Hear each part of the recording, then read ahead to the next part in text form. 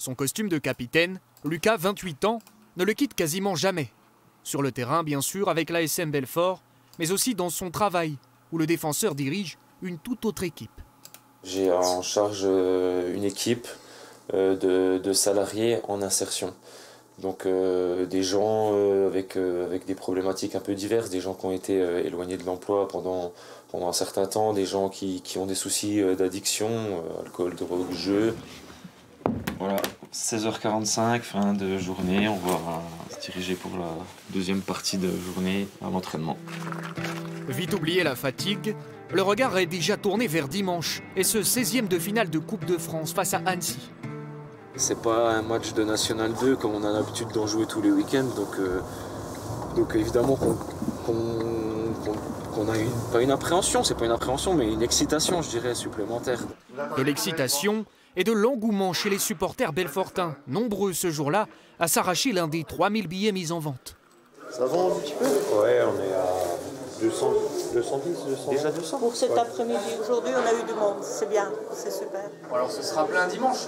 On l'espère. On espère bien. On est tous derrière Belfort. On espère qu'ils vont ramener la victoire pour notre région. La région a déjà vibré pour Belfort en Coupe de France. Souvenez-vous, c'était en 2020, ici même, dans un stade Serzian, théâtre de 2 exploits consécutifs. D'abord en 16e face à Nancy, puis en 8e de finale. Si je dois sortir un souvenir tout de suite, c'est la séance de tir au but contre Montpellier, et dans le but qu'il y a juste derrière nous là.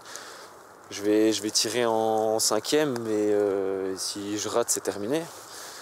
Je réussis à faire trembler les filets. Et puis mon coéquipier derrière, Maxime Loiseau, nous envoie en quart de finale de la Coupe de France.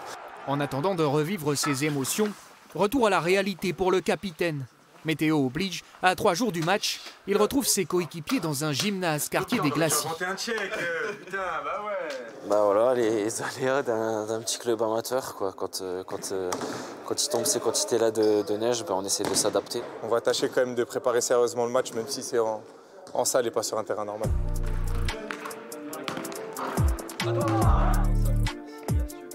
Mais la rigolade et les sourires laissent très vite place au retour du sérieux.